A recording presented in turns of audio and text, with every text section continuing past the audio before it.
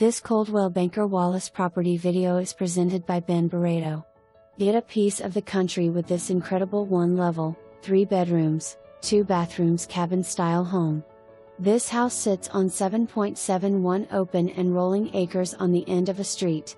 The lot is surrounded by woods with views of the foothills and has its own pond, a separate single-wide manufactured home and even a commercial-style workshop/garage with power and temperature control.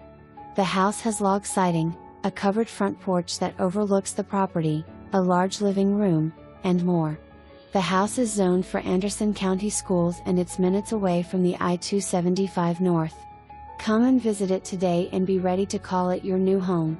For more information, review the details below or contact Ben Barreto at 865-584-4000.